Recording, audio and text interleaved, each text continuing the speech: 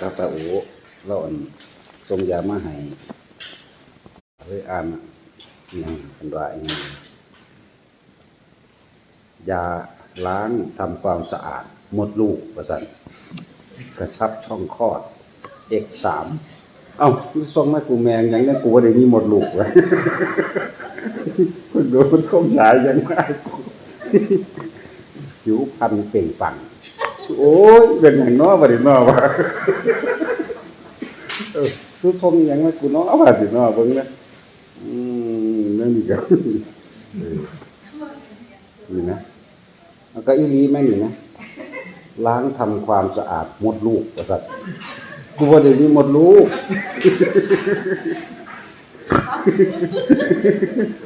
ยังกระชับช่องคลอด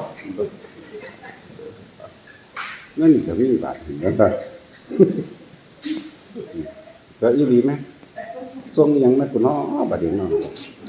มีน้ำมีนวลอย่างน้อบาดอยู่ได้ตาโอ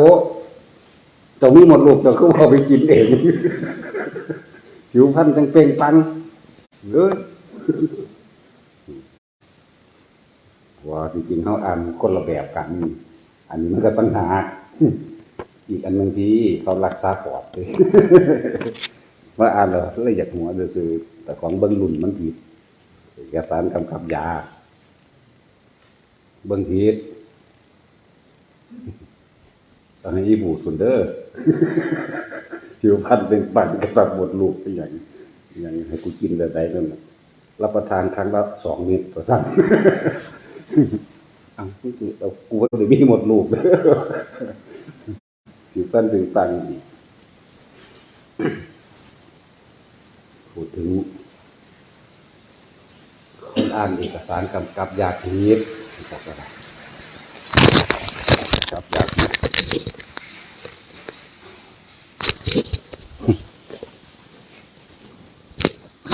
ดังทำอะไรจริง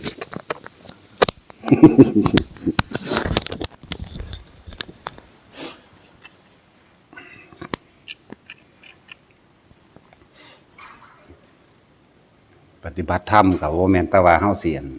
ฝ่าวเอาแต่นิพพานดอกบ่แม่นว่ากันจักฝ่าวยุ่นแหละความจริงนะหลายๆคนที่เดินทางมาจังซี่มาถามเอาหม่องมาโลดบ่แม่นว่ามันสิได้เฮ็ดเร็วปานนั้นถ้าพวกเจ้ากระบอกหม่องมันได้เด้อล่ะว่างเท่านั้นนึงนะว่างอย่าคิดหยังจักอย่างเลยนี่เฮ็ดได้บ่วะกระทบสัมผัสรู้สึกไม่คิดไม่ปรารถนา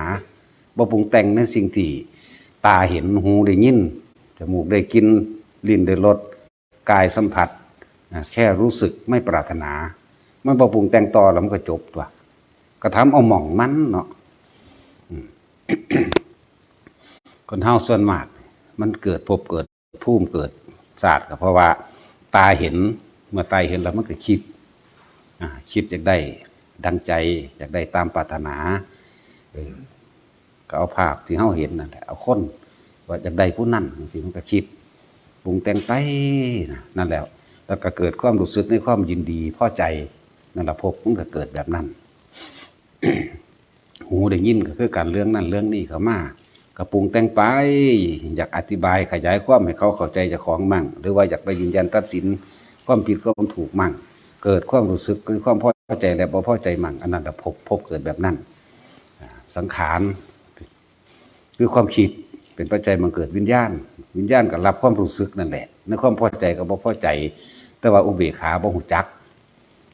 ก็เป็นปัจจัยเกิดภพไปเรื่อยนั่นแหละฉะนั้นให้ฝึกไปเรื่อยๆบ่แม่นแค่ว่าเฮาสิมาเอาบาทเดียวโลด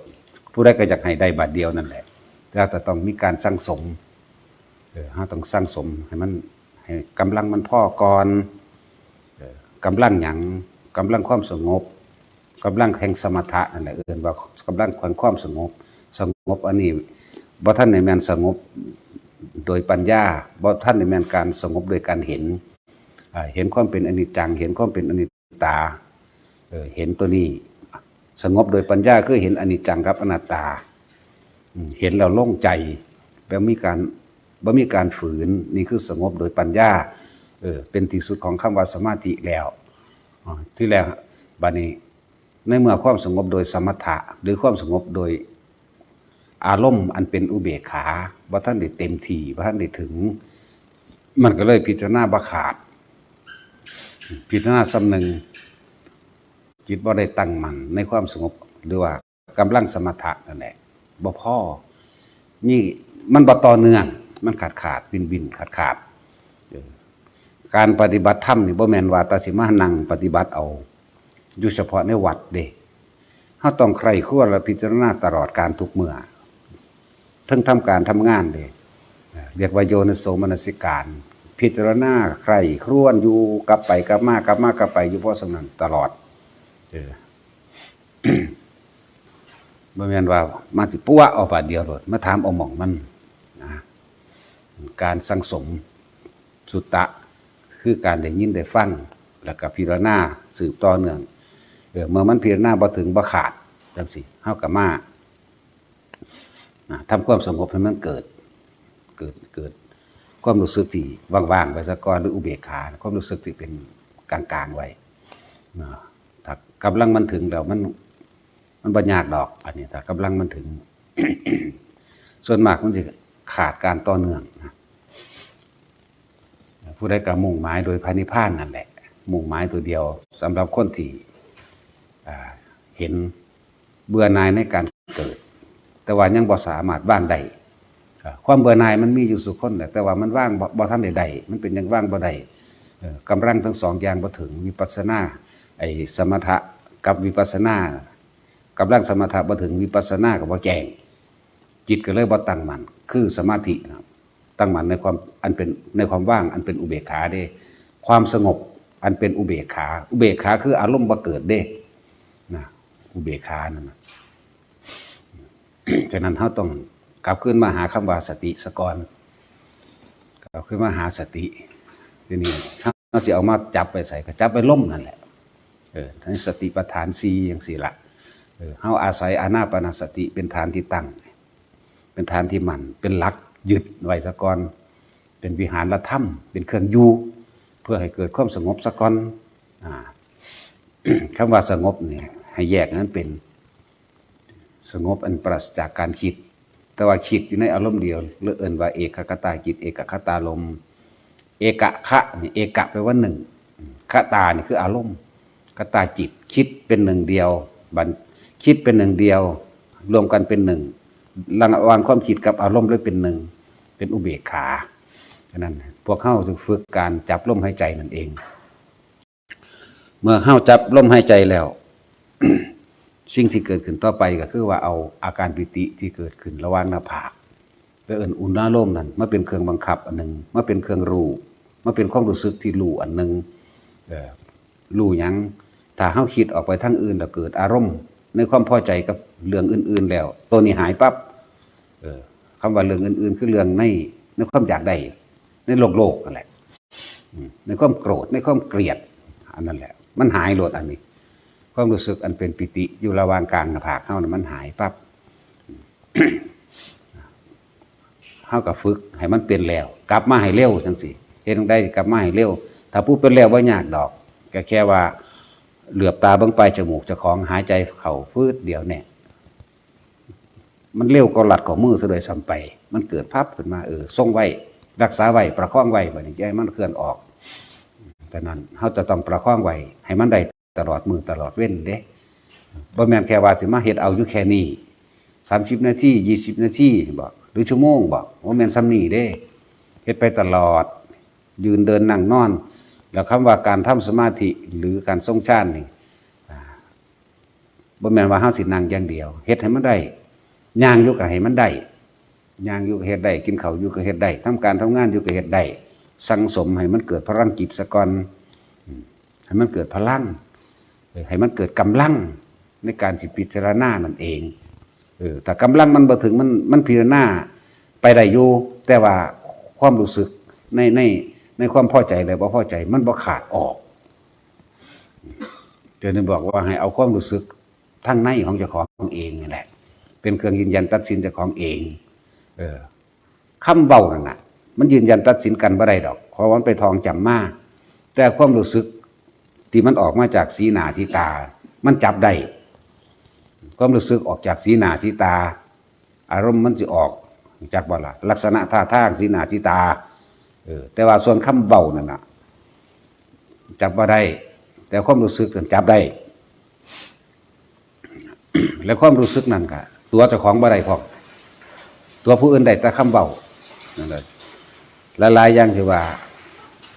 การกระทำนั่นแหละเป็นเครื่องยืนยันของคำพูด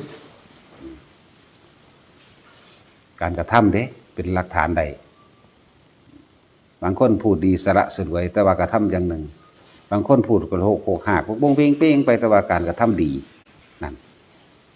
อะไรมันบ่งบอกถึงสิ่งที่ออกมาจากภายในเด้อนี่ภายใน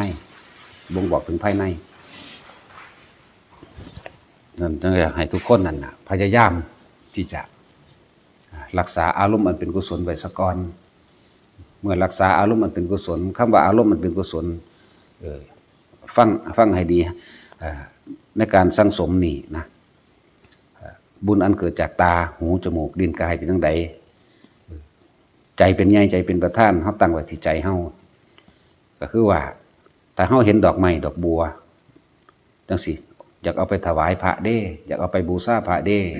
นี่บุญสงบแล้วเกิดขึ้นได้แล้วทั้งที่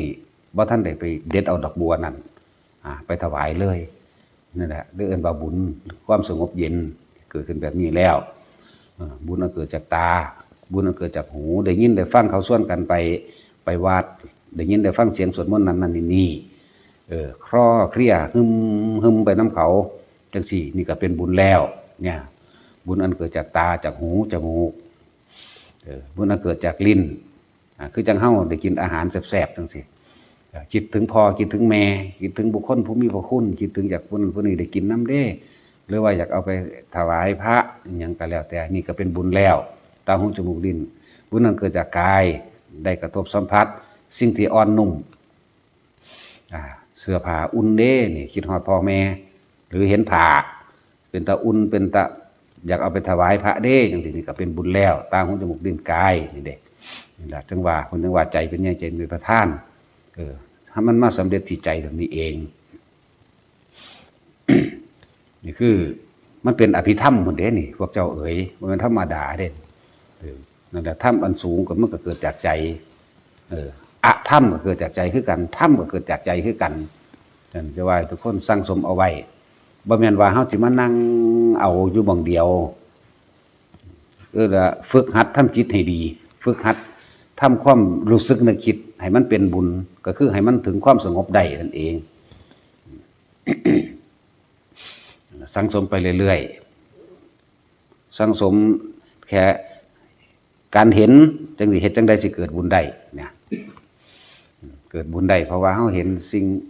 คือดอกไม้นั่นแหละอยากเอาไปบูชาเด้เนี่ยคือนั่งหน่อยอันนึงในสมัยพระพุทธเจ้ากัสสปะมันเป็นคนเลี้ยงงัวมันเป็นคนเลี้ยงงัวอีเนี่ย มันไปเห็นดอกหูสร้างมันเลยหักเอาดอกหูสร้างมาในขณะที่มันเห็นดอกหูสร้างมันคิดถึงพระเจดีย์อันเป็นที่บรรจุพระบรมสารีริกธาตุของพระกัสสปะนั่นเองพระพุทธเจ้ากัสสปะมันถึกถึงผลดีนั่นแหละทำความเข้าใจให้ดีเด้อมันนึกถึงพระเจดีย์มันนึกถึงพระพุทธเจ้าพุ่นมันเด็ดไปปั๊บนี่มันก็ฝ้าวไล่ง้อไปกายมันฝ่าอะไรง้อไปแต่ว่าใจมันนึกถึงใจมันนึกถึงพระเจดีย์ว่าจะเอาดอกไม้นี่ไปถวายบูชาพระเจดีย์ของพุทธกัสสปะมันบ่ได้เบิ่งทางยังหัวมันหลักอันนั้นพอดีมีงูตัวหนึ่งออกมากัดมันจักงูกัดมันอารมณ์มันข้างอยู่ใส่อารมณ์มันข้างอยู่พระเจดีย์พุ่นเด้พอดีงูกัดมันขาดใจตายพุ่นมันไปหูเมือวาบขึ้นอยู่ทั้งสวรรค์สั้นดาวดึงพุ่นเด้นั่นแหละ จังหวะทุกสิ่งทุกอย่างมันก็เริ่มต้นจากใจอยู่นี่จังหวะขนาดบ่ทันได้สำเร็จโดยการกระทำแต่ว่าใจนี่สำเร็จได้นี่คือเว้าเรื่องอันนั่งดอกหูสร้างภาษาบาลีวางได้ลืมสื่อมันแล้วมันก็มีสื่อมันอยู่ดอก มันมีสื่อมันอยู่สื่อดอกงูสร้างอะไรอย่างหนึ่งนี่เป็นตัวอย่างหนึ่งว่า แม้กระทั่งว่าการกระทำของเฮาบ่ทันได้สำเร็จอยู่แต่ว่ามันสำเร็จทางใจเฮาแล้วหรือเทวดากบเมนติกะแปลว่ากบเอิ้นว่าเทวดากบเบิ่งสัตว์เดรัจฉานบัดนี้สัตว์เดรัจฉานมันบ่รู้ภาษาคนแต่ว่ามันเบิ่งเขาเจ้าแสดงธรรมพระกำลังสวดสาธยายธรรมอยู่นั่นแหละเดี๋ยวตีก็สิอยู่ประมาณ5 โมงแลงคือกันนั่นแหละกบเพิ่นถ้าเว้าภาษาเฮาว่าง่ายๆว่าเพิ่นกำลังสวดมนต์ทำวัดจังซี่นะคือเพิ่นทำวัดจังซี่มันก็เบิ่งพระเบิ่งอยู่ในหั่นแหละแต่ว่าเพิ่นสวดอยู่ห่มไม้เด้รู้จักว่าล่ะอยู่ห่มไม้พระ6 7 องค์นั่นแหละสวดไปสวดไปมันก็ตามันก็ติดใจในรูปพระอยู่แล้วในรูปพระ4 5 องค์นั่นแหละหูมันก็ฟังมันก็เพลินไปมันบ่รู้เรื่องดอกในว่าเพลินหรือบ่เพลินบัดนี้เฮามาเทียบเบิ่งเด้อคือเฮาฟังเพลงฝรั่งนั่นแหละเฮาคือม่วนแต่ว่าบ่รู้เรื่องแม่นบ่ว่าใหญ่ศิลป์คือเฮาฟังเพลงกีนหมีเสียตะกี้แหมบ่ได้รู้เรื่องเด้คือม่วนนั่นแล้วเพลินไปมันกบก็คือกันนั่นแหละมันเพลินในเสียงอันนั้นคนน่ะพอแต่เห็นกบปุ๊บยองมามันย่านมันพลาดจากการมันหลับตาไว้กบน่ะมันหลับตาไว้แต่ว่าหูมันนั่นได้ยินธรรมะที่เพิ่นกำลังสาธยายอยู่กำลังนั่นอยู่บางฮอดเขาก็ค้อนตีปั้วเข้าหัวสักบึบๆเข้าตัวมันแต่ว่ามันไปหูมัววาบเพิ่นอยู่พุ่นได้บัดปุดมันไปหูมัวอยู่อันดาวดึงคือเก่าหั่นแหละนั่นเห็นบ่พุทธานุสตินี่มันธรรมดาพุทธะธัมมาสังฆานุสติพุทธะกับสังฆานุสติมันธรรมดาเด้ขนาดสัตว์เดรัจฉานบ่รู้เรื่องหยังมันก็ยังเป็นไปได้ปลาดุกก็คือกันเรื่องของปลาดุกกับน้ำเลือนั่นแหละพระสงฆ์องค์นั้นเพิ่นข้ามฟากไปพุ่นข้ามแม่น้ำเพิ่นก็สวดอังกุศลานั่นแหละเพิ่นสวดกุศลาธัมมาอกุศลาธัมมาอภยากตาธัมมาสวดไปมันก็ตีแหนบข้างเรือไปเด้มันฟังเบิ่งดูนั่นพอตะเรือไปเทียบทางนี่บอกเด็กน้อยคนหาปลาก็ซ่อมซักจึกตายซ้ำพุ่นมันก็ไปหูมัววาบอยู่พุ่นในซานี่ก็เลยมาเกิดเป็นภิกษุพูดอันมักนั่งอันโสเภณีงามๆนะส่วนใดคือนั่งโสเภณีงามๆฮะหุ่นผู้ซอยของแท้หันมาทางนี้นางศิริมานั่นแหละภิกษุองค์นั้นมาเกิดเป็นปลาตัวนี้ปลาตัวนี้มาเกิดเป็นภิกษุองค์นี้นะนี่คือที่มาว่านี่โดยอานิสงส์ของถ้ำสูงบ่เจ้าเอ๋ยธรรมะนี่สูงบ่บาดนี้เพิ่นไปเกิดในดาวดึงคือกันตอนปลาดุกตายนั่นไปวาบอยู่พุ่นเนี่ยโดยอานุภาพแห่งการฟังธรรมนี่มาเกิดมาเป็นภิกษุในศาสนานี่แต่ว่ามีจิตปฏิบัติหลักกันกับนางศิริมานางศิริมาบ่ได้หักดอกเราบ่รู้เรื่องหยังดอกเราป่วยเราสิตายแล้วหัวสั่นงอกๆอยู่แต่ว่าเราเป็นคนงามป้าโตขนาดป่วยยังขนาดนี้อยู่กินบ่ได้นอนบ่หลับจักบ่นั่นแหละจะ7 มื้อเราตายอยู่พอเราตายแล้วพระพุทธเจ้าบอกว่าบ่ต้องฝังบ่ต้องเผาให้เอาไว้ในปราสาทพีดิบถิ่มไปเลยนั่นแหละปราสาทพีดิบหมองถิ่มซากศพได้หา6 มื้อที่มันเน่าที่มันขึ้นอืดเนาะไปเอิ้นบักนั้นมาพระภิกษุองค์นั้นแหละมานี้นะแล้วก็เอาไปอยู่ทางใต้ร่มเด้บ่ได้เอาไว้เหนือร่มเข้าใจว่าล่ะมันจังเหม็นไปเอาภิกษุองค์นั้นแหละองค์ปาดุกนั่นแหละมาเกิดเป็นภิกษุนี่เพิ่นก็เลยแสดงธรรมกุศลธรรมานี่ก็คือว่าธรรมทั้งหลายอันเป็นกุศลคือความฉลาดบุคคลทั้งหลายพึงสะสมเอาไว้เนี่ยว่าหมายเพิ่นเลยมีประเภทนี้สวดงานศพตะกี้มันบ่มีดอกคนก็เลยเอามาเป็นแนวทางว่าเป็นการสวดงานศพพุทธเจ้าเทศนาเรื่องกุศลเรื่องกุศลเรื่องอกุศลภิกษุองค์นั้นได้ฟังว่ามันมีอุปนิสัยมาสมัยเป็นปลาดุกแล้วเข้าใจบ่ล่ะเลยพิจารณาตามทั้งใจเลยบัดนี้พิจารณาตามทั้งที่เหม็นนั่นแหละคิดไปบุญทำทั้งหลายอันเป็นกุศลคือความฉลาดนี่จะต้องไม่เบียดเบียนทำลายให้ผู้ใดผู้หนึ่งเสียชีวิตและทรัพย์สินส่วนความบ่ฉลาดคือความโง่เขลาทั้งหลายมีการเบียดเบียนทำลายให้ผู้ใดผู้หนึ่งเสียชีวิตและทรัพย์สินเนาะ เนี่ยอภยากตาธรรมาเนี่ยถ้ำทั้งถ้ำอันที่เป็นกลางๆนั้นมีอยู่เนี่ยอันบุคคลพึงตั้งสติแล้วก็พิจารณาในสิ่งที่เป็นกุศลและอกุศลสุขายาเวทนายาสัมปยุตตาธรรมาสิ่งที่เป็นกุศลนำผลให้เกิดเป็นสุขสิ่งที่เป็นอกุศลนำผลให้เกิดเป็นทุกข์เนี่ยเธอเพิ่งก็ฟังไปนั่นแหละจนถึงพุ่นละสันนิทัศนสัพปฏิฆาธรรมาบรรลุอรหันต์เห็นบ่ล่ะจังสี่นี่คืออานุภาพแห่งธรรมคำสอนมีอย่างเอื่นว่าอานิสงส์สิมากกว่าพุทธานุสติโดยบุคคลเข้าใจว่าสังฆานุสติโดยบุคคลอันนี้ครับมีผลเบื้องต้นโดยสวรรค์สันดาวดึงเปรียบเทียบสวรรค์สันดาวดึงคือกันอยู่แต่ว่ามันมีปัญญาใช่ว่าล่ะผู้ใดทรงจำธรรมใดอะไรจังว่าให้พวกเข้านั่นนะเวลาสวดมนต์พากันตั้งใจพากันตั้งใจว่าสิ่งนี้บ่ได้สูญหายดิ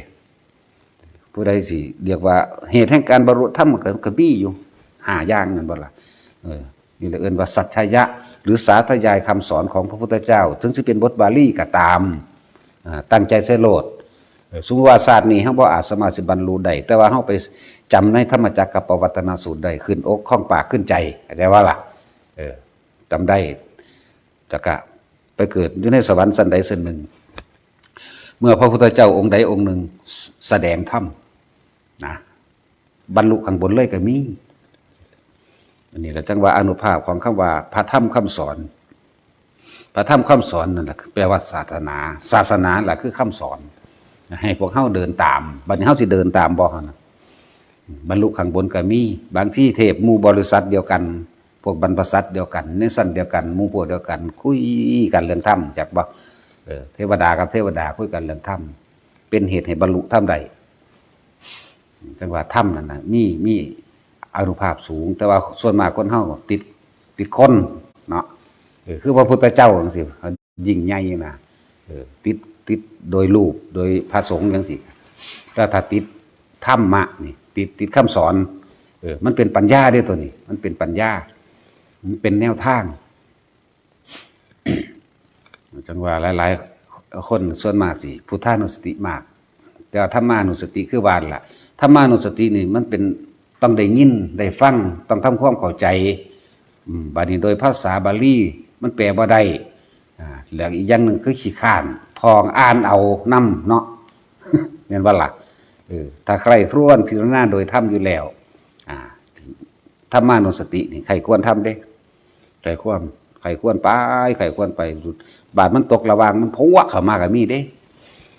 ยังสิมีอานิสงส์สูงยิ่งกว่าธรรมแม้ขนาดพระพุทธเจ้าเฮายังเคารพธรรมคือความจริงนั่นแหละธรรมก็ดีเพราะว่ามันเป็นเรื่องของความจริงแต่เฮาสิเฮ็ดให้มันเข้าถึงความจริงบ่เนี่ยต่างหากเฮาสิเดินทางถึงความจริงบ่ด้วยกายด้วยวาจาด้วยใจของเฮาเองแต่ถ้ามันถึงความจริงมันก็จริงเท่านั้นแหละมันก็สิ้นไป หลายอย่างสิเฮาต้องว่าสะสมไปเถอะบ่แม่นว่าสิมานั่งบรรลุอยู่หม่องเดียวมานั่งเอาอยู่แค่30นาทีก็อยากบรรลุโลดอยากนั้นทอเพิ่นโลดนะเกิดจากการได้ยินได้ฟังแต่ว่าปัญหาอีกตัวหนึ่งมันขวางทางไว้คนฟังหลายๆก็ดีอยู่อย่างหนึ่งถ้าบ่เอาไปเทียบเด้ถ้าบ่เอาไปเทียบวงหันเว้าจังซั่นบางนี้เว้าจังซี่องค์นั้นว่าแสดงจังซั่นจังซี่แล้วเราไปเทียบเลยบ่ฮู้จักอารมณ์ความรู้สึกเจ้าของเลยละบ่เป็นเพราะว่าไปเทียบเที่ยวไปเป็นนักวิจัยวิจารณ์แล้วก็มาเป็นทนายเนี่ยสิไปจังซั่นวัดนั้นเทศจังซั่นวัดนี้เทศองค์นั้นเทศแบบนั้นองค์นี้เทศแบบนี้บ่เบิ่งความรู้สึกเจ้าของในความยึดมั่นถือมั่นเวลาถูกขัดแย้งขัดง้างจังซี่เวลาถูกขัดง้างคือมีความเห็นบ่ตรงเลยเอิ้นขัดง้างหูนขึ้นบักแห้งเลยแหละเพราะว่ามันบ่ตรงกับที่กูยึดไว้ในองค์นั้นว่าพระพุทธเจ้าว่ามั่งพระองค์นั้นเว้าองค์นั้นเว้าสำนักนั้นเว้ามั่งเป็นจังซั่นบ่ตรงกับหนังสือที่ยึดมานำหลายอย่างพวกเฮาเอาทรงอารมณ์อันเป็นกุศลเลยเว้าร่วมว่าทรงอารมณ์เป็นกุศลที่ว่าจงทำจิตให้ขาวรอบปลอดจากอกุศลทั้งปวงจงระลึกนึกถึงสิ่งที่มันเป็นกุศลกุศลนี่คือความฉลาดโดยปราศจากความเดือดร้อนของเจ้าของเองบ่ บ่เป็นไปในทางที่เบียดเบียนทำร้ายให้ผู้ใดผู้หนึ่งเสียชีวิตและทรัพย์สินการนึกถึงพระพุทธเจ้าการนึกถึงพระธรรมการนึกถึงพระสงฆ์การนึกถึงกรรมฐาน40อย่างแม่นเบิดเลยหรืออื่นกุศลเบิดนั่นแหละเพราะว่าสิ่งนึกถึงสิ่งเหล่านี้แล้วบ่ได้เฮ็ดให้เจ้าของเดือดร้อนจากผู้อื่นก็บ่เดือดร้อนพร้อม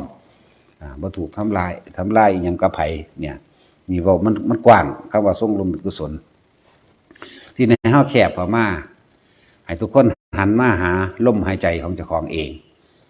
เฮาเอาอานาปานสติบัดนี้สติปัฏฐาน4เป็นหนทางอันเอกมรรคโควิสุทธิญาทั้งเบิดนี่เป็นหัวหน้าหมู่เบิดเลยในกรรมฐานทั้งเบิดคือสติปัฏฐาน4นี่เป็นหัวหน้ากรรมฐานใหญ่ทั้งเบิดเลย เอาลมเป็นเครื่องอยู่เมื่อมีลมเป็นเครื่องอยู่แล้วทุกคนอยากให้ฝึกจังสิเข้าใจเด้คำว่าพอตะเหลือบตาเบิ่งปลายจมูกหายใจเข้าฮับอาการปิติเกิดขึ้นระหว่างกลางหน้าผากคือจุดอุณหภูมิเปิดปึ๊บนี่ถ้าฝึกบ่ทันได้เป็นเบาจังใดมันก็บ่เข้าใจดอกหรือคือเพิ่นว่าเกิดอะไรขึ้นนี่ให้กลับมาดูลมทันทีนี่นะกลับมาดูลมบ่เข้าใจได้ดูจังไดกูก็หายใจเข้าพุทหายใจออกโทอยู่ก็ว่าจึงว่าอยากให้คนมีจิตตั้งมั่นในความสงบซะก่อนสงบแรกเลยคือสงบโดยสมถะหรือสงบโดยความรู้สึกไอ้อุเบกขาเวทนานั่นแหละเพราะว่าตัวนี้จะเป็นตัวยับยั้งชั่งใจเพื่อให้เกิดการพิจารณาในความผิดในความถูกในความทำลายหรือเฮ็ดนี่ก็ของหูเห็นทำได้นั่นแหละเห็นถึงที่สุดแห่งทำได้วิปัสสนาแปลว่าพิจารณาหาความจริงเมื่อพิจารณาหาความจริงว่าทุกสิ่งทั้งปวงเนี่ยเกิดขึ้นดับไปเบิดจังซี่นะถ้ากำลังมันบ่พอมันบ่เข้าใจเด้อผู้ใดก็เว้าได้เด้จังซี่เห็นบ่ล่ะเกิดมาตายแมงเบิดล่ะเว้าได้อยู่แต่ว่ามันศูนย์มันเว้าด้วยความศูนย์โมโหเนี่ยแต่ว่าถ้าผู้เขาเจ้ามีหลักมั่นคงแล้วในความสงบเป็นผู้มีจิตตั้งมั่นแล้วเนี่ยมันโล่งใจเด้มันบ่ได้เว้าโดยอารมณ์โมโหเด้บัดมันบ่มีอารมณ์ความรู้สึกมีความพอใจและบ่พอใจเด้แต่ว่ามันเว้าไปตามที่มันเป็นบัดนี้เป็นหยังก็เป็นนี่ล่ะเป็นในใจนี่ล่ะมันสิสลดหดหู่ในใจมันสิสลัดออกโดยของมันเองความรู้สึกมันสิบ่มีความรู้สึกแบบพอใจหรือบ่พอใจมันสิบ่มีโดยลำดับขั้นคือพระโสดาจังสิเพิ่นตัดกายได้แล้วเนี่ยเพิ่นถึงความตายได้แล้วเพิ่นเริ่มบ่หวาดหวั่นคลั่นคลามเวลาผู้นั้นผู้นี้ตายจังซี่จะมีความอาลัยอยู่นิดหน่อยแต่ว่าก็ตัดลงเพราะว่าเห็นโทษเข้าใจว่าล่ะมันเร็วๆจังซี่แต่พระอรหันต์เพิ่นบ่สนแล้วอันนั้นเพิ่นอรหันต์เฮาก็บ่ฮู้จักหรอกว่าจะเป็นแนวใดเขาว่าบ่มี เป็นจังซั่นบัดนี้คำถามต่างๆนานาก็หนีบ่พ้นไปสนใจหรือใส่ใจในอาการต่างๆอันเกิดจากความรู้สึกทางกายคืออาการปิติทางละคนก็ถามนั่งไปนานๆเกิดแสงยิบยับในตาอันนั้นเป็นประสาทตาบ่ทันได้แม่นนะเป็นประสาทตาถ้าสิเทียบอย่างนึงคือเฮาจ้องหลอดไฟแล้วมันเป็นแสงเขียวๆแวบเข้านั่นแหละแล้วมันก็หายไปนั่นแหละหรือเบิ่งดวงอาทิตย์เฉียวเหย้าเข้าโลดประสาทตา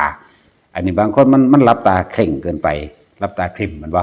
มันเลยเกิดเป็นคืออันโทรทัศน์บ่มีสัญญาณแหม มันบ่แม่นเด้อันนั้นน่ะประสาทตาอันนั้นเด้อบางคนก็เลยไปใส่ใจเรื่องของประสาทตาว่านั่งเห็นนั่นเป็นจังซั่นบางคนก็ไปใส่ใจความรู้สึกที่ว่าหน้าหยาๆหน้าชาๆตึงขึ้นแล้วมีแม่งไตจังซั่นจังซี่คืออะไรคืออาการปิติอันนี้แล้วคือจังแม่งสิไตเข้าไปในหูในปากคือแม่งไตไปสิเข้าหูดังแม่งไตนั่นนี่จังซี่บางคนก็เอามือมาลูบเลยอย่าลืมว่าถ้าเอามือมาลูบเลยนั่นความคิดมันออกแล้วบ่ตั้งมั่นในความสงบแล้วเนี่ยลูบปั๊บโลดนั่นออกแล้วมันออกก่อนสิเอามือมาลูบซะด้วยซ้ำไปออกจากความสงบทำความเข้าใจให้ดีๆออกจากความสงบแล้วพอเอามือมาลูบไปสนใจอีหยังกับอาการนั้นทั้งที่เขาก็บอกอยู่ตลอดเด้กระทบสัมผัสแค่รู้สึกเพียงกายใจนั้นไม่หวั่นไหวแต่ว่าหากขอให้ตั้งมั่นในความสงบเอาไว้ถ้ากระทบสัมผัสรู้สึกแล้วมันคืออะไรนี่คือมันออกตั้งแต่เริ่มคิดแล้วนี่ให้ประคองตัวนี้ ให้ประคองตัวนี้ให้รู้สึกซื่ออาการโยกก็คือกันอาการสั้นก็คือกันสิ่งทั้งหลายเหล่านี้เนี่ยคือสิ่งที่อุบัติขึ้นมาเพื่อสิทดสอบเฮาเองนั่นแหละมันเกิดขึ้นจากใจเฮาเองได้อันนี้ก็ได้มันเกิดขึ้นโดยเองโดยตัวของเองสิอื่นอย่างหนึ่งก็เป็นอุปจาระที่เครื่องสิอุบัติแล้วขึ้นมาขัดขวางหรือเป็นอุปกิเลสอุปนี่อุบัติขึ้นเพื่อมาขัดขวางความตั้งมั่นในความสงบของเราเองตัวพวกเฮาเองเป็นเองของเฮาเองแหละเฮาก็สงสัยเฮาเองปัดรูปออกมั่งขนลุกว่าผลมากสิบางคนก็คิดออกไปเรื่องผีบางนั้นมันไปไกลเราเล่นแล้วเจ้ากรรมนายเวรมาเอาบุญมั่งนี่มั่งนั่นมั่งสารพัดยิงมันก็เป็นสั้นให้ทุกคนทำความเข้าใจดีๆว่าจิตตั้งมั่นในความสงบอันเป็นอุเบกขาก่อนสิ่งที่เขามาพานในความรู้สึกของเฮาทางกายนี่คืออาการปิตินั่นจิตมันร่วมแล้วเด้ยิงมันร่วมแล้วเป็นชั้น1ชั้น2ไปแล้วเด้นั่นน่ะแต่จะพูดเรื่องชั้นเป็น1เป็น2ไปแล้วแต่ว่าเฮากันไปกังวลในอาการมันในสิ่งนั้นสิ่งนี้ต่อมาประเภทว่าเห็นแสงสว่างแท้ๆที่ว่ามันเกิด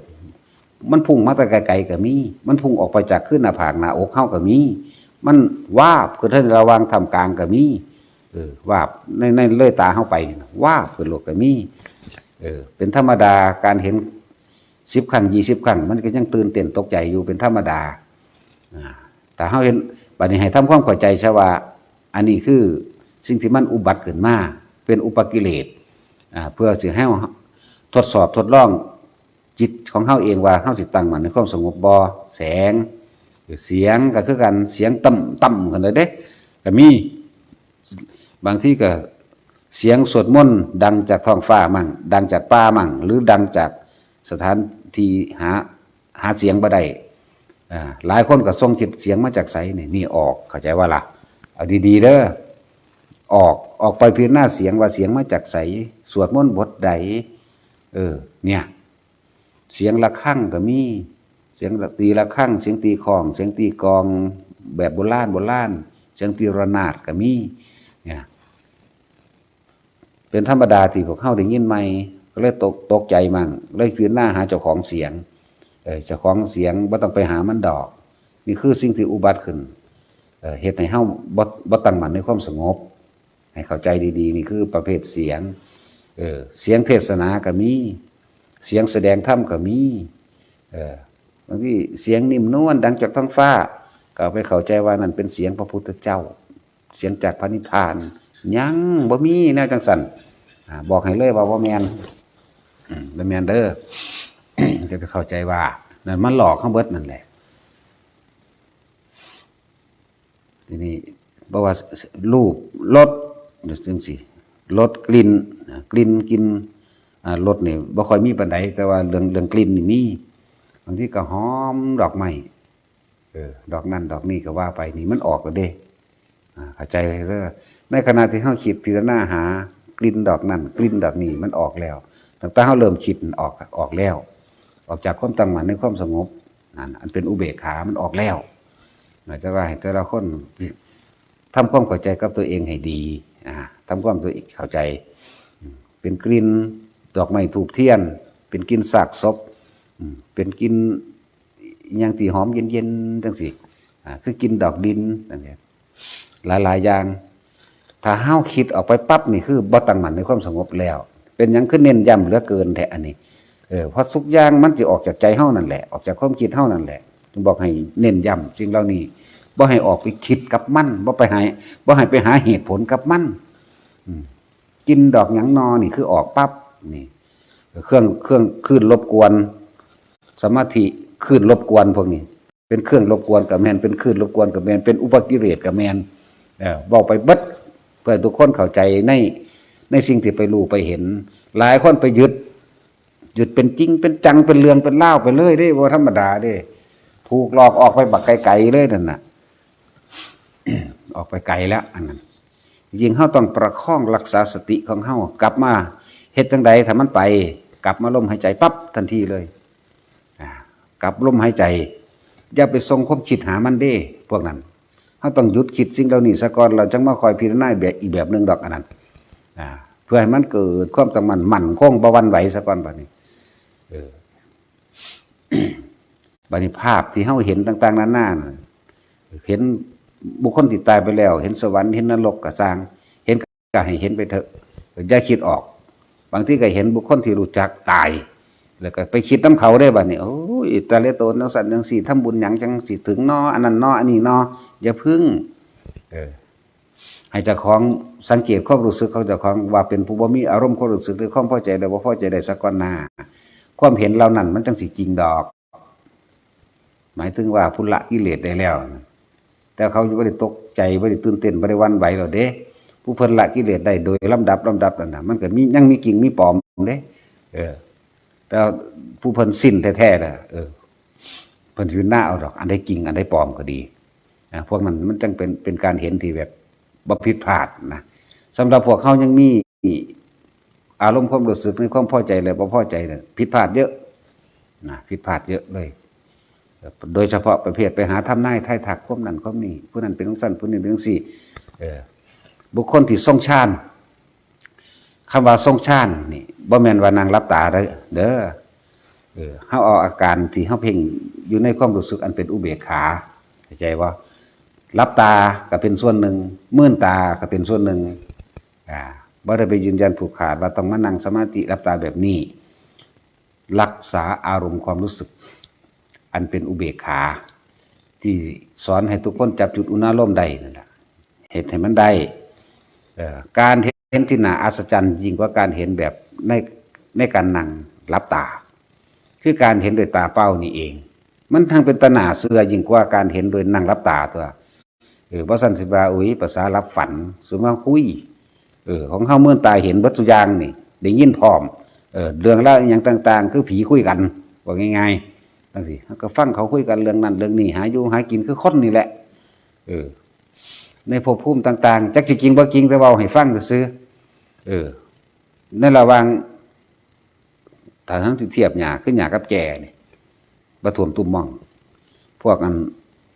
มีอีกมิติหนึ่งก็มีพวกถือผีถืออีหยังต่างๆสิเป็นคำว่าศักดิ์สิทธิ์นั่นแหละเวลาฝนตกมาจังซี่เขาคุยกันเด้เฮาเฮ็ดจังใดเวลาฝนตกมาเฮาจึงสิเฮ็ดเรือนสูงจังซั่นจังซี่โอ้ยเฮ็ดจังซั่นเนาะเฮ็ดจังซี่เนาะนี่ปรึกษากันเฮ็ดจังซั่นจังซี่เด้ก็ฟังว่าแต่เฮาก็รู้อยู่ว่าคำว่ารู้นี่รู้เฉพาะตนเด้อบ่ได้บอกว่าเอาไปยืนยันตัดสินผิดถูกกับไผว่าพวกนี้ถือผีเมื่อเขานี่ถือผีแบบเป็นจังซี่บุพกรรมหรือภพภูมิเขาก็เลยมาตกแบบนี้นี่นะเฮาก็รู้อยู่บัดนี้เขาพากันเฮ็ดสร้างบ้านซะเด้อว่าสูงดีแล้วล่ะพอนั่นล่ะว่าเด้ต่อมาจังซี่ฝนตกน้ำท่วมแค่ตุ่มม่องนึงน้ำท่วมบ้านท่วมเมืองบักแห้งเพิ่นได้ว่าธรรมดาเด้ถ้าเบิ่งโอ้ยน้ำท่วมคนนั้นซอยข่อยแน่ทิดมีลุงบุญเอิ้นใส่กันเด้คือเฮานี่แหละคือคนนี่แหละนี่คืออีกภพภูมินึงพวกนี้ อีกภพนึงภูมินึงจังซี่มีเวลาไฟใหม่มากก็คือกันแล่นหาอันกะคุกระป๋องกระแปงละตากน้ำหดดับไฟใหม่เฮือนนะไฟใหม่น้อยๆนึงเด้คือเฮาไปหาจูดอูดอีหยังในจักหน่อยนี่นะคือตาสินจูดใบตองใบไม้ไฟใหม่ก็เอิ้นกันเด้เอิ้นเท่าจำนั่นแน่เท่าจำนี่แน่เด้เป็นจังซั่นแต่จะลืมว่าจริงหรือบ่จริงบ่ได้ยืนยันตัดสินกับไผเด้อเว้าสิ่งที่ประสบการณ์เห็นซื่อๆเด้อันนี้เว้านิทานนั่นคือประเภทถือผีถือศาลปู่ตาถือนั่นถือนี่ว่าปัจจัยเป็นหยังก้องแกงเขาไปบอกศาลเจ้าพ่อเจ้าแม่ศาลปู่ตานะบ่ได้พึ่งถ้ำบ่ได้พึ่งตนพวกนี้บ่มีความมั่นใจคิดว่าผู้อื่นสิเป็นสิ่งศักดิ์สิทธิ์รักษาเจ้าของได้นี่อันเป็นส่วนหนึ่งในการเห็นนี่พูดถึงว่าความพิเศษหรือความน่าอัศจรรย์ของผู้ทรงฌานมันเห็นได้ขนาดนี้มันเป็นขนาดนี้แต่ว่าบ่แม่นว่าไม่เฮ็ดคราวเดียวแล้วสิได้ซ้ำเพิ่นเขาประคองได้นะตั้งแต่สมัยใดแล้วเนี่ยมื้อนี้ได้10ชั่วโมงต่อเนื่องกันมื้อต่อมาเนี่ยเขาจะย่ามขึ้นเรื่อยๆเป็น11ชั่วโมงต่อเนื่องกัน เป็น12 ชั่วโมงต่อเนื่องกัน จนถึงว่าจนเท่านอนหลับพุ่นละมันจังสิขนาดนั้นเพราะว่าทรงชาตินี่เพียงอารมณ์มันเป็นกุศลอยู่ในอารมณ์เดียวนั่นแหละในความรู้สึกเดียวนั่นแหละคือตะกี้เฮานั่งเฮากับวันไหวคือกันนั่นแหละเสียงฟ้าผ่าเปี้ยงก็สะดุ้งขึ้นเฝ้าแลนหาหม่องนั่นหม่องนี่ว่ามันเกิดจากไสเป็นหมื่นๆครั้งเด้สิว่าสิตั้งได้ขนาดนั้นบ่แม่นแค่เทื่อนึง2เทื่อแล้วมาคุยกันจุกจิกเลยโอ้ยยังก็เฮ็ดให้มันผ่านไปซะก่อนเถาะจะมาถามเอาทีเดียวหลายนึงภาษาฮักก็เห็นเทื่อนึง2เทื่อจังซี่นะก็เลยว่าเฮ็ดไปซะก่อนพวกเจ้านี่เพราะว่าเว้าอยู่นี่เทศให้ฟังอยู่นี่แล้วก็เอาไปเทียบเอาเองซะก่อนอันใดจริงอันใดบ่จริงจะหาแต่ความจริงหยังจริงให้มันเข้าขังเจ้าของนั่นแหละว่าเจ้าของเป็นผู้มีหูทิพตาทิพเรื่องนั้นจริงบ่เรื่องนี้จริงบ่เพิ่นน่ะเดี๋ยวก็ยืนยันตัดสินอีหยังตัดโตเฮาเองขนาดเห็นแต่แท้เฮายังบ่ว่ามันจริงบ่มีหยังจริงจักอย่างในโลกนี่พุ่นน่ะขนาดว่าคือจังเฮาขึ้นไปข้างบนจังซี่ขอใส่บาตรจังซี่เฮาก็ยังบ่ได้สนใจนั่นแหละนี่แหละทั้งผู้นี่ล่ะบ่ได้ไปไกลดอกย่างเล่นทั้งผู้นี่ล่ะมาสนทนาธรรมนำก็มีลูกขะเทวดาภูมิเทวดาลูกขะพวกอาศัยต้นไม้พวกภูมิพวกกันเฮาว่าเอิ้นผีบังบดนี่แหละจักก็ล่ะเต็มอยู่ในภูเขานี่แหละประมาณ 400,000 เต็มอยู่ในนี่แหละตะกี้หลายกว่านี้เด้ไปทั้งสูงจักก็ล่ะไปทั้งสูงละหลายเยอะแยะนำบวชนั่นละมาคุยนั่นคุยอันนี้บางคนก็ไปว่าได้เพราะว่าห่วงอะไรซึ่งกันและกันลักษณะนั้นฟังเข้าใจอยู่อันนั้นอันนี้อยู่แต่ว่าอาจสามารถเพราะพวกนั้นมันเป็นจิตมันเป็นอธิสมานกายคือไปได้เลยนะบ่คือพวกเฮาต้องถ่าตาย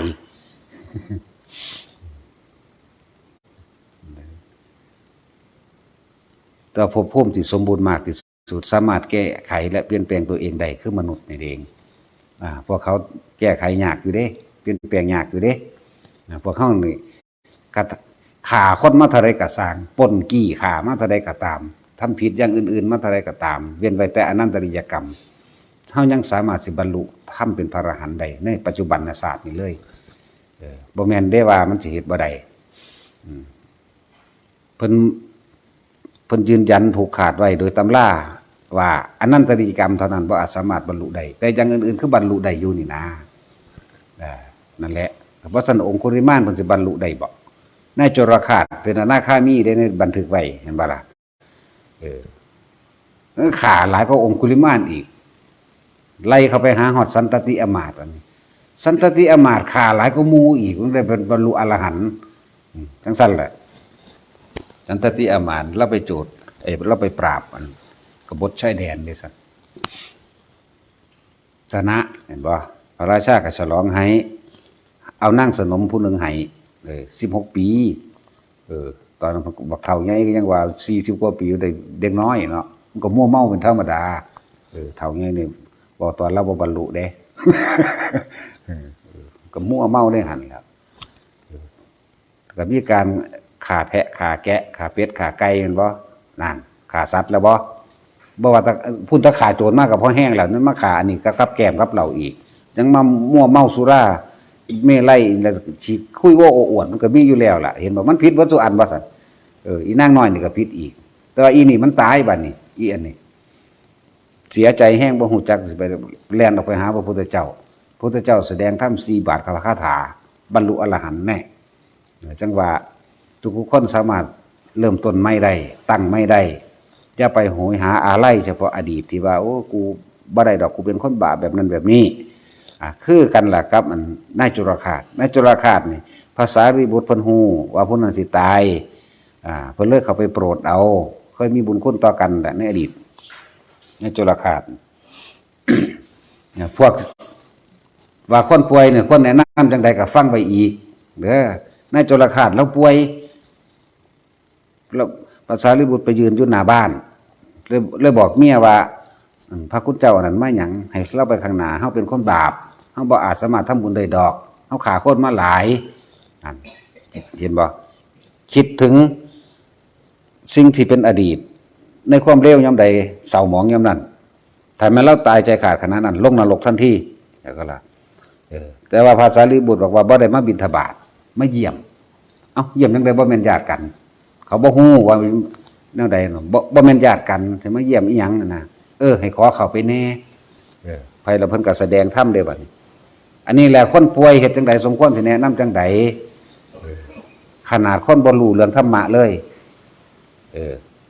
ภาษาลีบุตรเพิ่นก็เว้าเพิ่นก็แสดงธรรมเกี่ยวกับอย่าไปคิดถึงจังซั่นจังซี่เด้อนี่เพิ่นก็เว้าไปทุกคนเกิดมาแต่แบบนั้นนี่เคยฆ่าคนมาหลายจังซั่นจังซี่นี่บ่ความบ่เที่ยงเนาะในสุดท้ายเห็นบ่นี่คนเฮาถูกฆ่าก็ตายบ่ฆ่าก็ตายแม้นบ่อยากป่วยก็ป่วยคือเก่าเป็นแบบนั้นแบบนี้เพิ่นก็จิตใจเพิ่นคล้อยตามธรรมนี่อานุภาพธรรมภาษาลีบุตรแสดงธรรมไปแสดงไปถึงเพิ่นขาดจากความปรารถนาเข้าใจบ่ขาดจากความปรารถนาหมายถึงเลื่อนวันละกามนั่นแหละยินดีพอใจมันบอกละความยินดีพอใจในทุกอย่างใดเพิ่มแข็งแรงปึ้งปังขึ้นมาเลยกราบพระคุณเจ้าเลยนะกราบพระคุณเจ้าว่าขอลาเลยนะแล้วก็สิ้นชีวิตในขณะนั้นในบันทึกกับว่าเราเป็นอนาคานะพอกลับมาเกิดอีกแล้วเอาสำนักก็เอานะเนาะถ้าปานนั่นหรอแล้วไปเทียบเอาสำหรับผู้ที่เข้าใจว่าคนป่วยหรือคนแนะนำจังไดนะบางพวกเขาเจ้าก็เอาบทสวดมนต์เปิดใส่วิทยุหรือใส่หูฟังซ้ำๆย้ำๆปัจจุบันพวกเขาเห็นอยู่ก็คือยายอีหยังยายหยังวะยายเวียงก็ยายท่องอีหยังนี่แม่มดนี่เป็นผู้สวดน้ำกันกับยายเวียงสวดจนตายว่าแม่นบอกนั่นแล้วก็จังซั่นล่ะบ่เห็นว่าเราสิเจ็บสิปวดเบียนว่าเราสิโอดสิโอยได้ล่ะเนี่ยแต่ว่าพวกกัลยาณมิตรเดียวกันนั่นน่ะเจ้าสวดมนต์อยู่บ่เพิ่นถามกันนั่นว่าสวดอยู่ผู้นี้ก็สวดไปนำกันของน้องไปสวดไปตายซ้ำมันสิไปไสแล้วนี่แต่บ่ไปสวรรค์คนบ่ได้โอดโอยบ่ได้เจ็บบ่ได้ปวดแล้วเราก็ฝึกทรงชาติมานานแล้วความเจ็บปวดโดยโรคมะเร็งกระดูกเนาะขาหักคอหล่อเราก็ยังบ่เจ็บเป็นเงินบ่ล่ะจังซั่นแล้วนี่คือว่าล่ะว่าพวกเฮ็ดบ่ทันเป็นรู้จักดอกเพิ่นอยากเป็นมาฝึกเอาเดี๋ยวสิให้ครูฝึกให้ดอกจะคำใดครูฝึกประจำเฮาประจำตาดเข่งคนบ่มีสมองเนาะจังซั่นล่ะอันนี้เฮาเอาปัจจุบันเฮานี่หลายๆคนเด้ติดสงสารตายนะก็คือลุงพญากองนี่ผู้หนึ่งก็เลยพอถ้าเฮาเข้าไปสื่นขึ้นปึงปังขึ้นมาโลดนะเฮาก็ถามโลดเลยเห็นพระแบบใดนะเห็นพระเป็นพระพุทธรูปสีฟ้าซั่นบอกว่าเสื้อสีฟ้านั่นแหละจับอันนั้นไว้ล่ะตายซะเนาะสิมาอยู่เห็นอันปวดเฮ็ดหยังก็บอกตายทั้งตัวเนาะง่ายๆเด้ล่ะมันก็ไปตามนั้นเด้อารมณ์จิตสุดท้ายมันเป็นแบบนั้นไงนั่นแหละแต่ละคนถ้าบ่ประสบด้วยตัวเองบ่รู้ดอกจึงอยากให้ทุกคนนั่นน่ะประคองอารมณ์จิตของเจ้าของหรือทรงอารมณ์อันเป็นกุศลไว้ซะมาฝึกเอาเมื่อฝึกกันแล้วอยู่ที่ตัวเองได้บัดนี้ว่าเจ้าของสิรักษาได้ขนาดใดถ้ากำลังแห่งความสงบมันถึงวิปัสสนามันก็แจ้งเมื่อวิปัสสนาก็แจ้งแล้วสมาธิมันก็ตั้งมั่นเมื่อมันตั้งมั่นแล้วมันก็ว่างได้ทั้งตัวตั้งมั่นเนี่ยความสงบอันเป็นอุเบกขาเด้ความสงบปราศจากการคิดในการที่เห็นนั่นนี่แล้วมันสิบ่มีอารมณ์ความรู้สึกนั่นเองแล้วคนที่แยกออกอันอีกอันนึงว่าพระอรหันต์คิดว่าคิดอยู่แต่ว่าเพิ่นบ่เป็นผู้คิดมันขึ้นมาเองเพิ่นบ่ปรุงแต่งต่อความคิดเข้าใจบ่เลื่อนคือจังงั้นสัญญามันเกิดความคิดมันเกิดเองปุ๊บขึ้นมาเพิ่นบ่ปรุงแต่งต่อเด้เพิ่นรู้อยู่เข้าใจบ่ล่ะถ้าปรุงแต่งต่อเกิดความรู้สึกโลดอันพระอรหันต์บ่ปรุงอยู่แล้วล่ะอันเฮาบ่แม่นเฮาก็ยังพอเข้าใจอยู่เนาะโอ้เทศโดนแล้วเด้นี่เนาะเอาสมาทานซะ